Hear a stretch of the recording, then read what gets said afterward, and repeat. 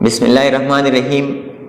معزز سامعین و حضرات اور میرے عزیز بچوں، السلام علیکم ورحمۃ اللہ وبرکاتہ۔ آج ہمارا ٹاپک ہے گرامر۔ دیکھیے جی، یہ ہے گرامر۔ آپ شش و پنج میں مبتلا بھی ہوں گے کہ گائیڈز کے اوپر، مختلف کتابوں کے اوپر لوگ گرامر اسی طرح نہیں لکھتے، بلکہ لوگ اسی طرح لکھتے ہیں۔ جو آپ ادا بھی غلط کرتے ہیں، گرامر لوگ لکھتے ہیں۔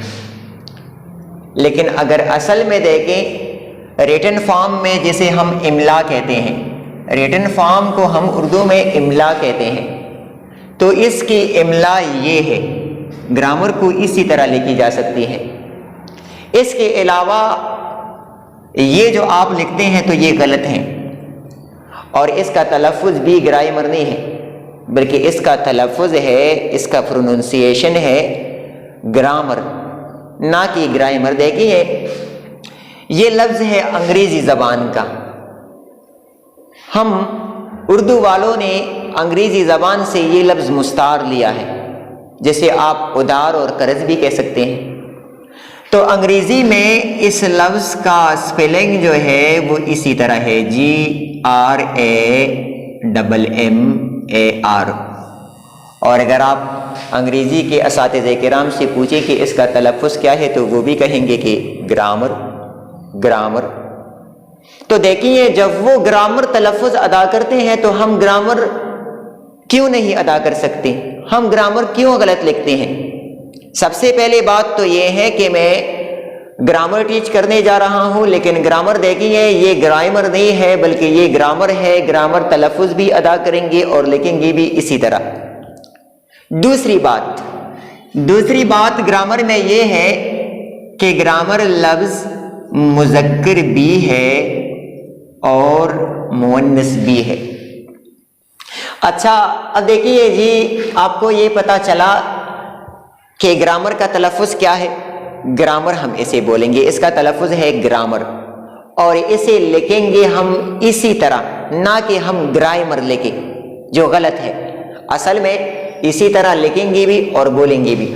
اور یہ بھی آپ کو پتا چلا کہ یہ لفظ مذکر بھی ہے اور مؤنث بھی ہے۔ اب آتے ہیں تعریف کی طرف۔ گرامر کی تعریف ہم کیسے کریں گے؟ تو دیکھیے، کسی زبان کو صحیح طور پر سمجھنے کے لیے، کسی زبان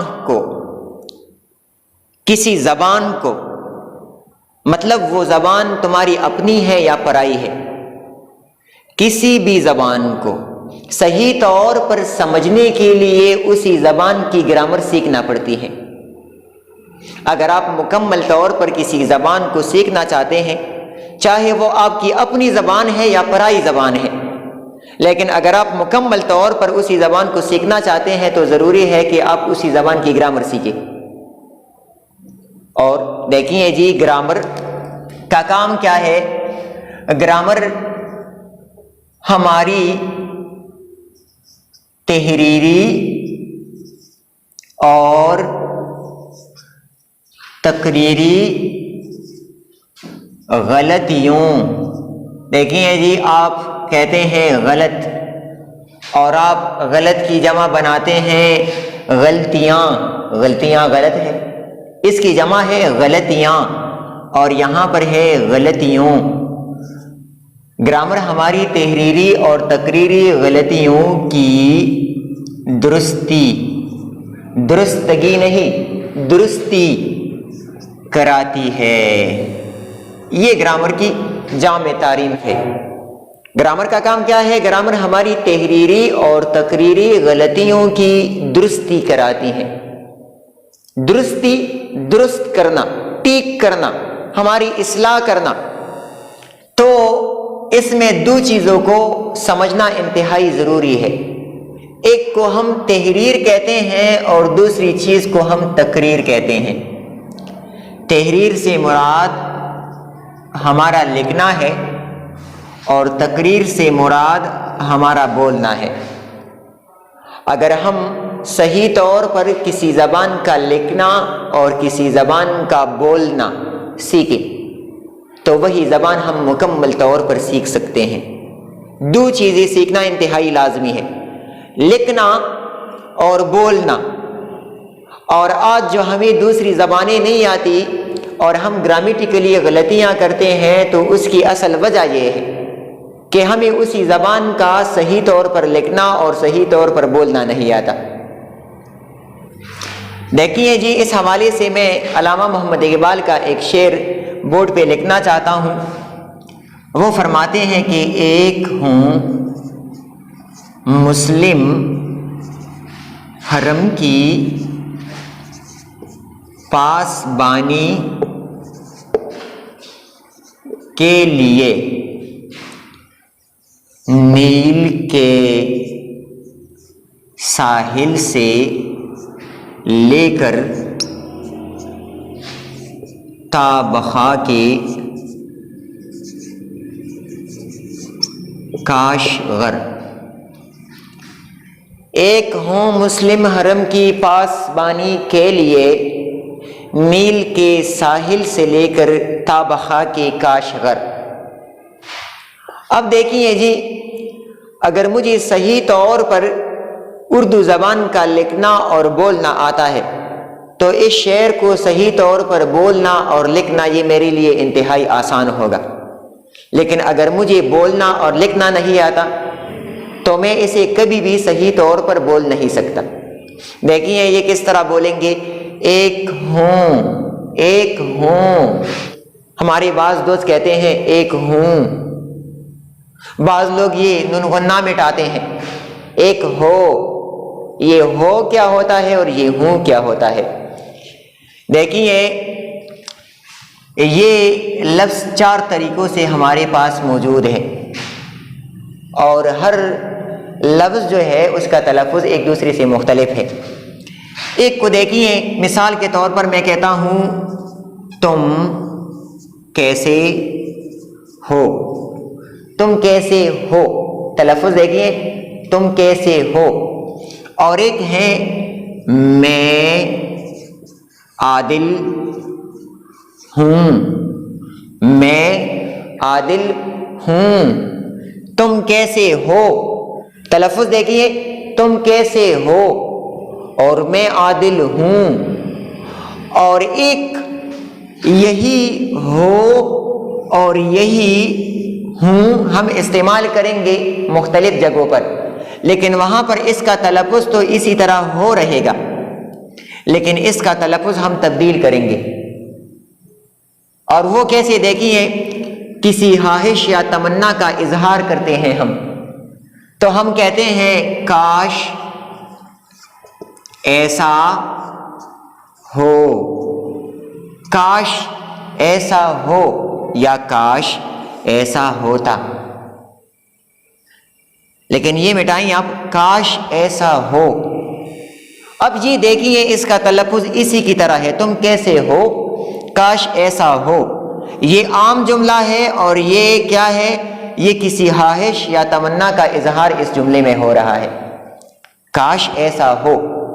اب دیکھیے یہاں پر جو لفظ ہے جسے ہم ہوں کہتے ہیں، یہ لفظ یہاں بھی شامل ہے، لیکن یہاں پر اس لفظ کو علامہ محمد اقبال نے کسی خواہش کے اظہار کے لیے استعمال کیا ہے، اور وہ خواہش وہ کیا ہے؟ وہ واحد نہیں ہے، وہ جمع ہے۔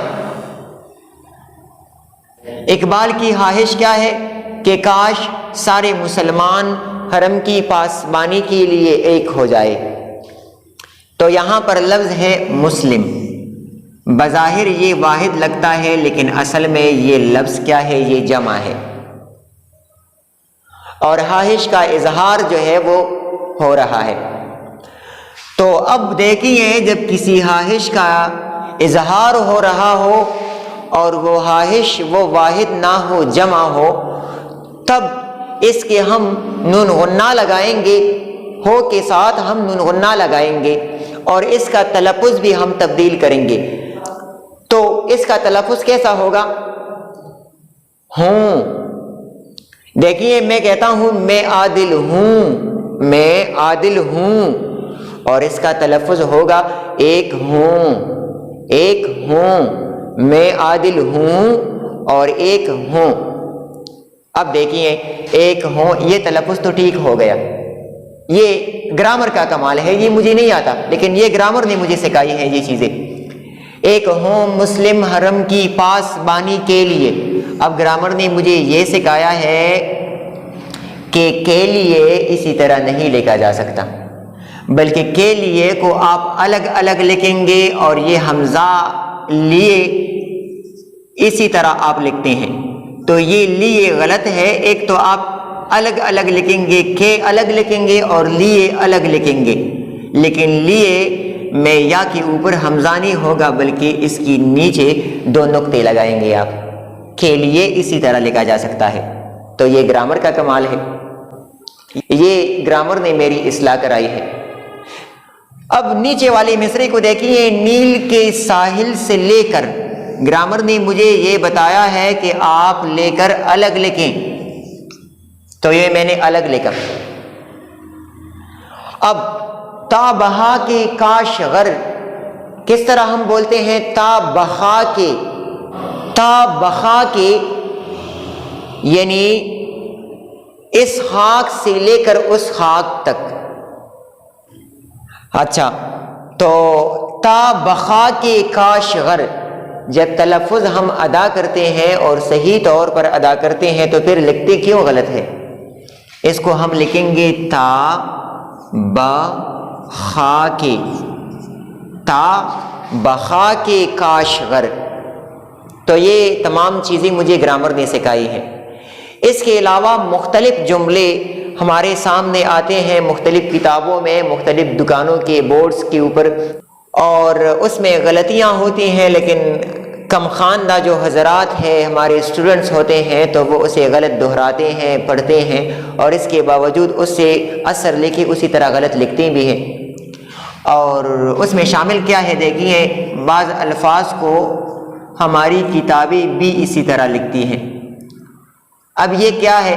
اگر کوئی ایک کمزور اسٹوڈنٹ آیا اور آپ نے اسے کہا کہ یہ لفظ کیا ہے، تو وہ ضرور کہے گا عرضی کا، یہ عرضی کا نہیں ہے۔ اب اگر آپ صحیح طور پر اسے لکھنا چاہتے ہیں، اگر آپ کو گرامر آتی ہے تو آپ لکھیں گے اسی طرح عرض یہ کہ۔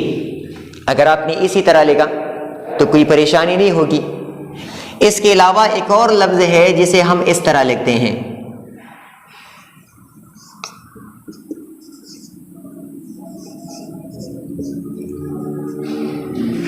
کیا ہے یہ؟ 100 میں سے 80% بچوں کو یہ پتہ نہیں ہوتا کہ اصل میں اس لفظ کا تلفظ کیا ہے۔ سارے کے سارے بولتے ہیں بشرتی کا، کیا؟ بشرتی کا، لیکن یہ بشرتی کا نہیں ہے خدا کے بندے، یہ ہے بشرط یہ کہ۔ اچھا بچوں، یہاں تک کافی ہے۔ یہ میں نے صرف گرامر کی تعریف کی اور گرامر کی جو اصلی کہانی تھی وہ میں نے بیان کی۔ اس کے بعد انشاءاللہ گرامر کے 2 بڑے حصے جو علم صرف اور علم نحو ہے، جسے آپ علم النحو کہتے ہیں، تو اصل میں یہ کیا ہے؟ علم نحو۔ ان 2 حصوں پر انشاءاللہ بات کریں گے اور باقاعدہ طور پر ہر چیز پر انشاءاللہ لیکچر دیں گے۔ تو اگر آپ کو کوئی مسئلہ ہو تو آپ اپنے کمنٹس میں لکھ سکتے ہیں، انشاءاللہ اگلی بار پھر اس پر ہم لیکچر ڈیلیور کریں گے۔ جہاں بھی ہو خوش رہیں، آباد رہیں، والسلام۔